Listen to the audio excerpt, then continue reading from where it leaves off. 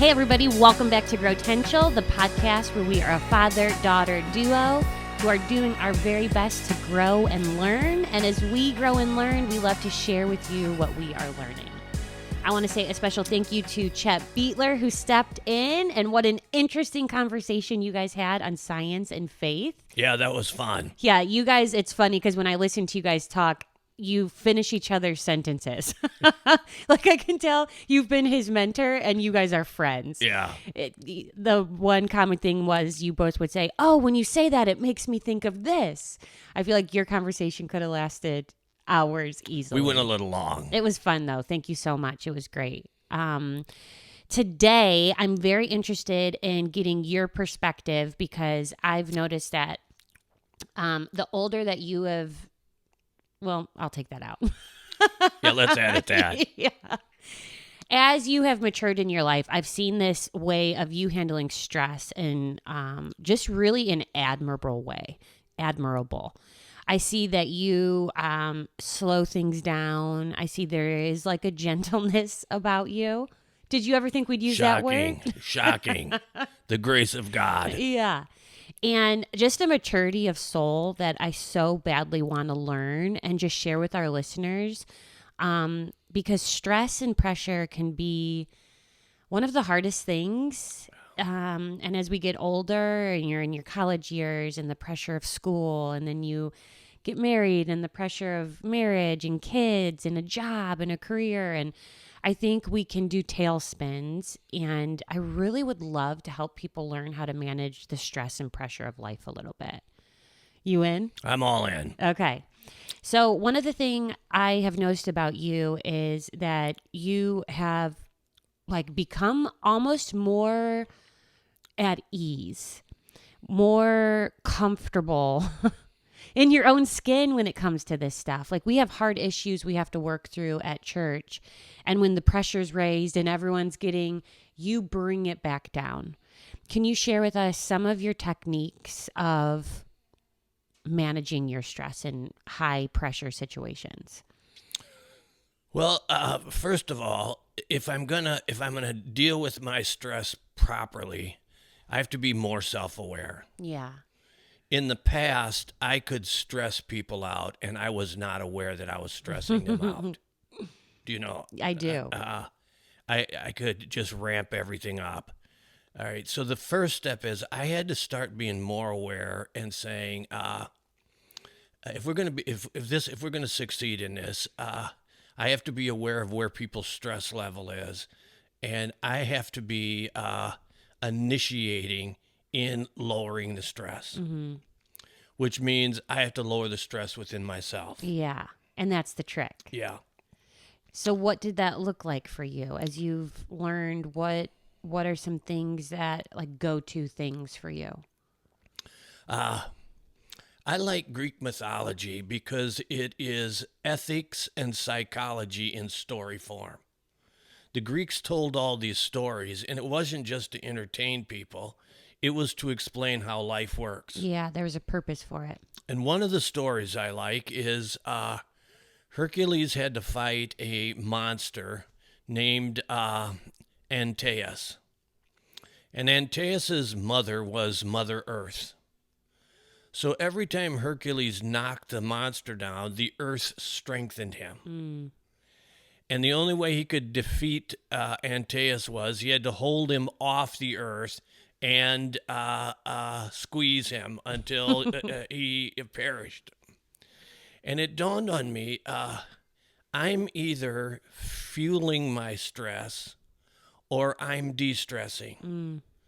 And often it's not the situation, it's not the room, it's not the people. It's I'm fueling my own stress. Yeah. And then self-awareness starts saying to you, you start saying to yourself, I'm amping the pressure up on this. I need to let some pressure out. So when you sit in that self-awareness, what have been the things that have amped up your stress? Like what has been your Mother Earth that's fueled the stress? So I want to get things done, you know. Yeah. And when I feel like we're just not getting the stuff done that's supposed to get done, I feel stressed. Fully funding the church stresses me. Yeah. Um, uh,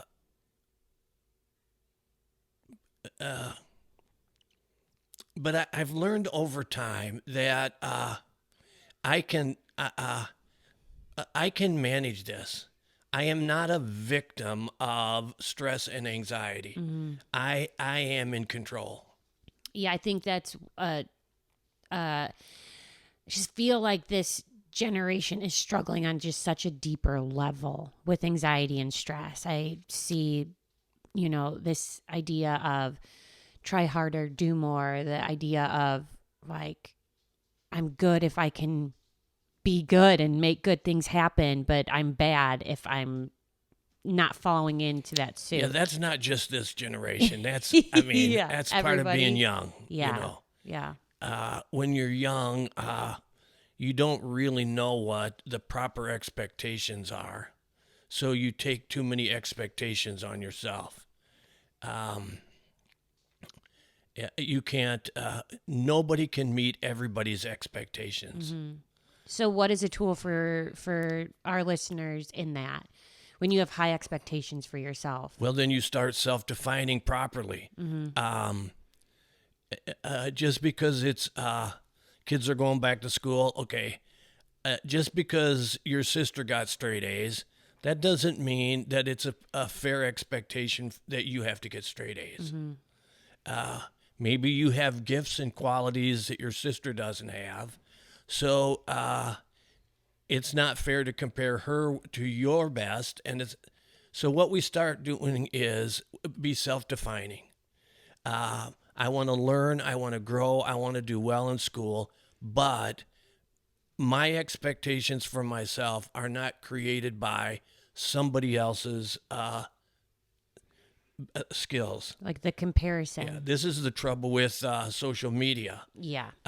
Everybody is comparing themselves to somebody else's best. Do you know? Yeah, the highlight reel. Then you can't. You don't have a possible chance of winning, and your stress and anxiety goes up. On the other hand, if you are insightful and self-defining and say, "Hey, I can be happy and not look like some movie star." Yeah. I heard someone say that the problem with comparison is you're either better than someone or worse than them, and neither of those are God-honoring ideas. Yeah. Those are all killers. Okay, so when you are self-defining, and let's say you have the high expectations because you're comparing, or because your parents expect something, or your spouse expects something, or it's just innate in you. So self-defining looks like what? We start figuring out this is the kind of person I am. And then now here we are back to a deal we did some months ago. And when I define myself, I create self-affirmations, Yeah.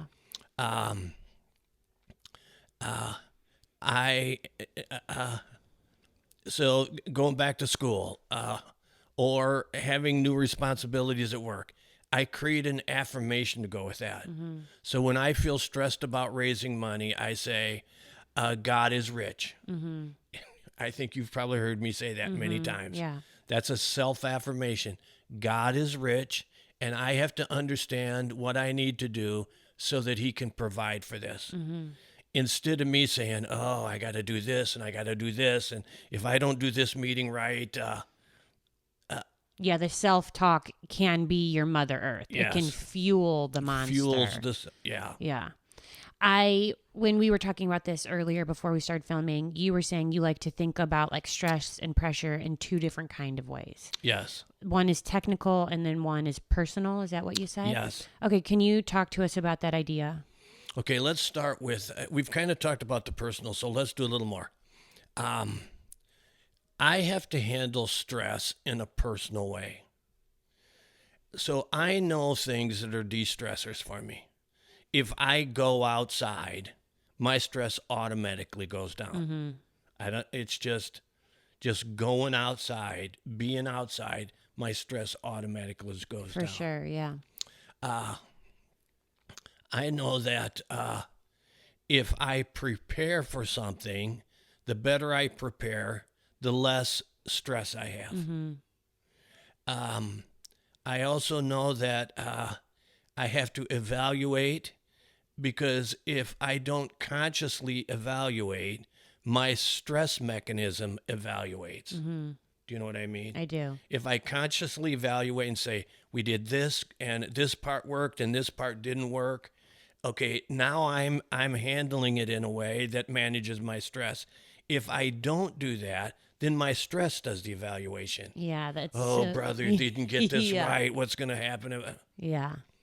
Okay, so we all have to figure out our own stress, what stresses us, and how do we manage our stress. And then we got to start creating a life schedule that reflects our stress management skills. Yeah.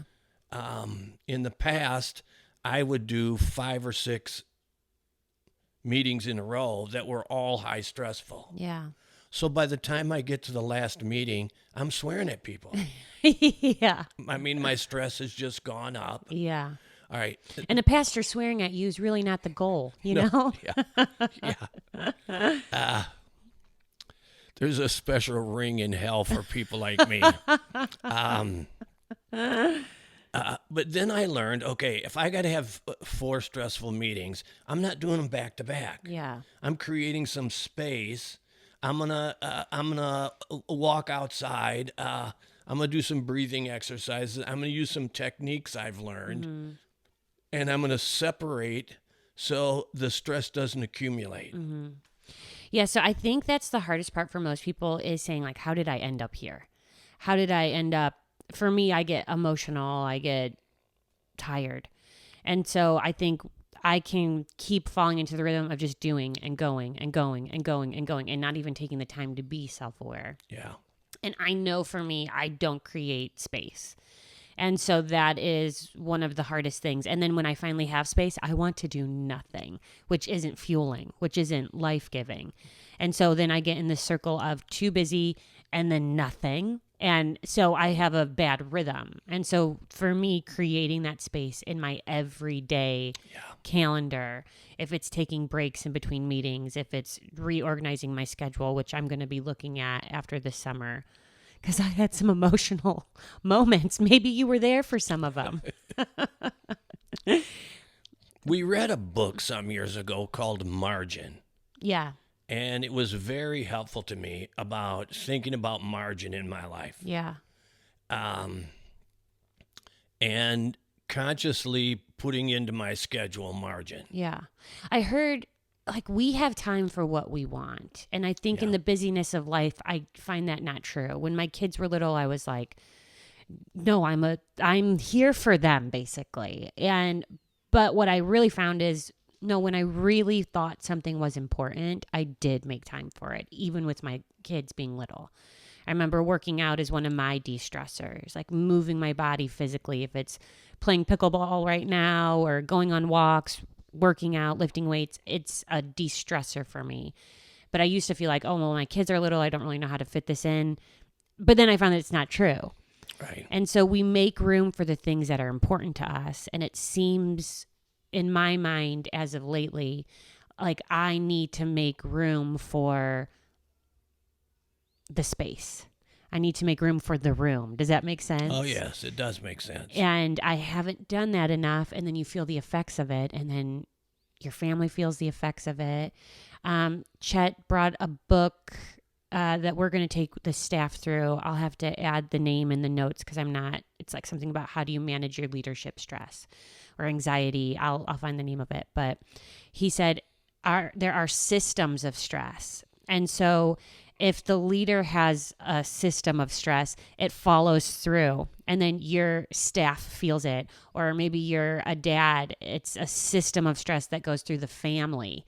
And it's a lot of this taught and carried stress. And that makes me want to get it better and more, fix this sooner than anything, because unknowingly we are passing it down. Yeah. We communicate. We infect each other with stress. Yeah. You can walk into a room and you can tell that who's ever in charge is stressed out. Yeah.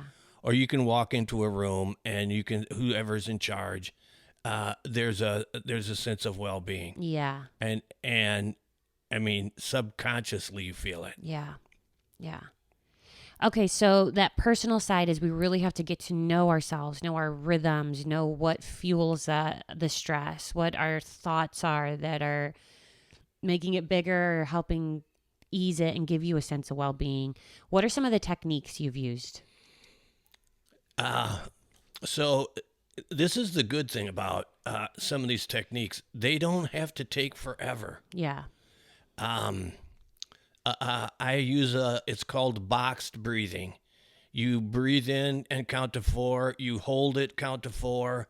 You breathe out, count to 4, and you breathe in, count to 4. It's boxed breathing, and you can actually feel the pressure go off your chest. Yeah. You can physically feel it. Yeah. And that doesn't take a half hour. It's free and quick. And yeah. you can do it for 2 or 3 minutes, and you actually feel it. I'm the same way. If I can get up, walk out of my office, walk down Main Street, if I can go outside, walk around on the back patio or something, I can physically feel my stress drop.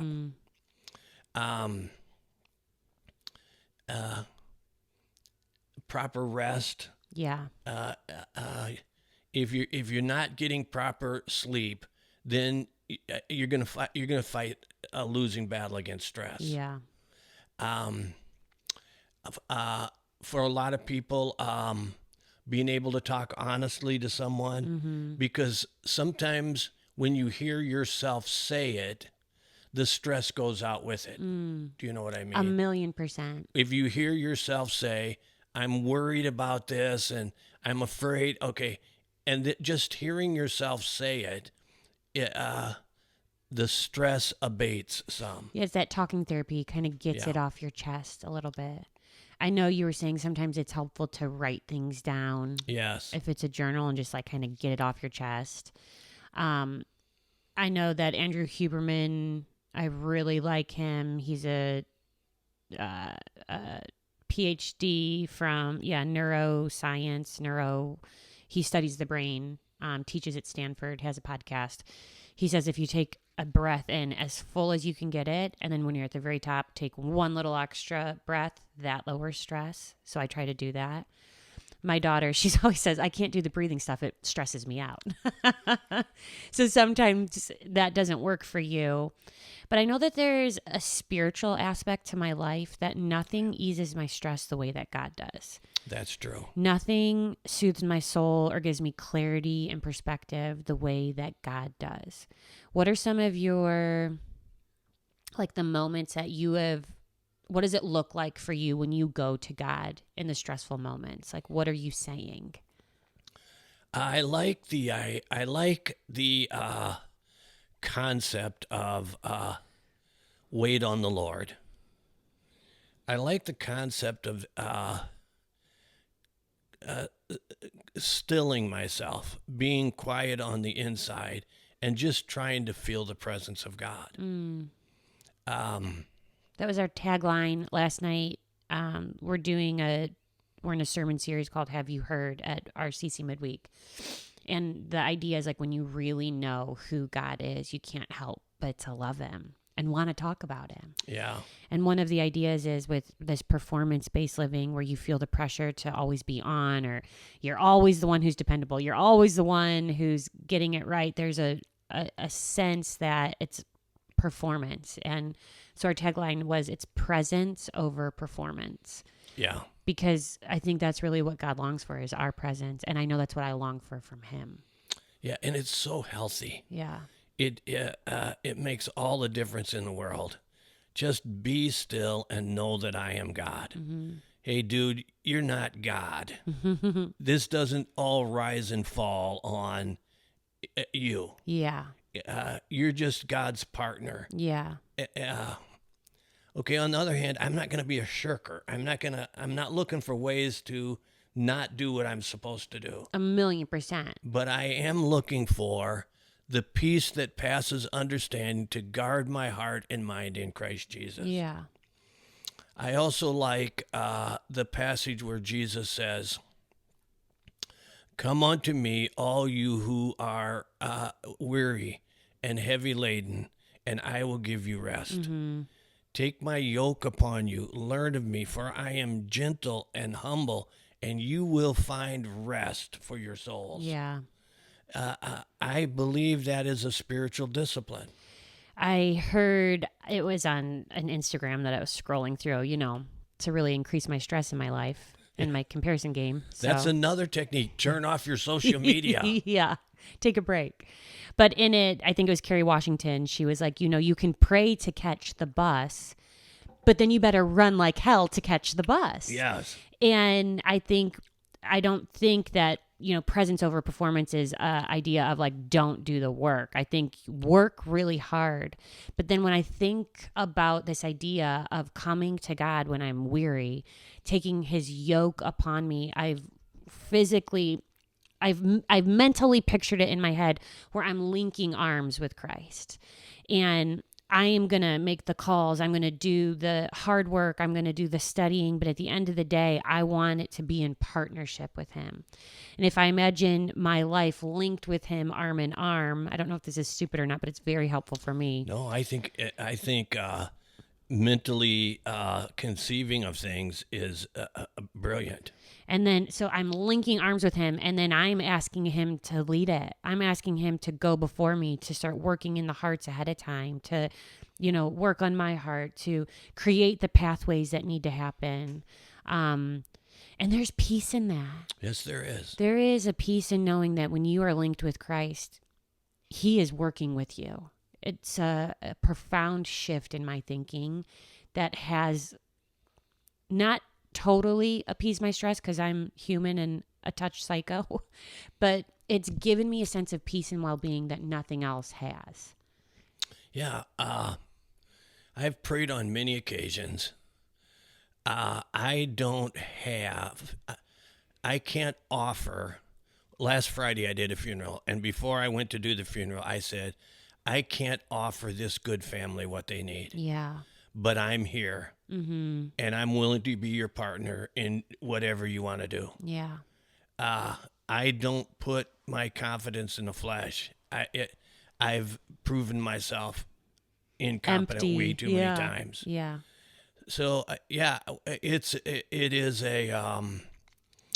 a spiritual act to submit ourselves to God. Mm-hmm. Do you know? Yes. And it's not a one-time deal. No, it is not. It's because every single day I need it. Every single day, and I can't do for Monday what I need for Friday. And I think sometimes we can get into rhythms where it's like, oh, I went to church, solid, or I read my Bible once this week, good. But you'll feel it. You will feel the difference when you are spiritually connected every single day, and in everything saying, I'm partnering with you. Yes. Praying for your family every day, praying for what worries you, praying for, the opportunities to see more clear. I think it's so life-giving. I also use a technique. I read parts of the Bible out loud, Mm-hmm. and it distresses me. Mm. Some of the Psalms, you just read them out loud. So good. And just the act of reading the Psalms out loud, or the Gospels, just reading the Bible out loud, I've found it to be an incredible distressor for me. Mm-hmm. We've just got a couple more minutes. If you could give the listeners one good idea to attaching to God, what would that look like? How about two Bible verses? Jesus said, "Don't be anxious. Mm-hmm.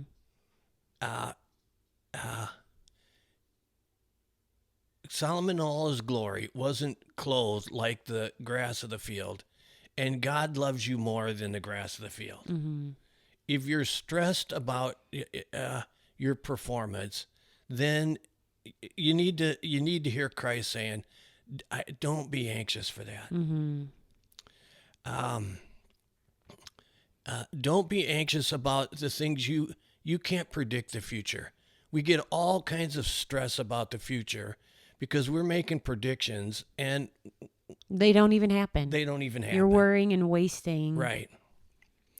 And I also like the verse, Sarah, casting all your cares upon him because he cares for you. Mm-hmm. And this is where I say to God, I'm feeling stress about. Yeah. I have concern about. This doesn't seem to be on track. And I want to cast all my cares upon him, believing that he really cares for me. Mm-hmm. So it's kind of the talking cure, but you're talking to God, Yeah. the best one you can talk to, where I stop just running it over and over and over again in my head. Yeah. And I say to God, this is what I'm thinking. This is where I feel the pressure. Yeah. This is where I'm not sure what to do. This is the fear I have. Yeah. You're inviting him in. Yeah. I think the other verse that is, I'm so bad at memorization, but it's like, don't be anxious, but through prayer and supplication. What is supplication? Pleading. So through prayer and pleading, which I think sums it up the best. Yeah. Let your request be made known to God. Yeah. And I think when we invite him in, he does something great. I do too. It's been a lifelong lesson that I keep learning over and over and over again. All right. Well, thank you so much. I appreciate your good advice. Thank you. I enjoy your company. It's appreciate your de-stressing. Yeah. Hey, let's go Browns. I like your shirt. Thank you. Okay, we will see you guys next time. If this has been helpful, please share, send to a friend, follow along with us anywhere that podcasts are listened, and we will see you next time.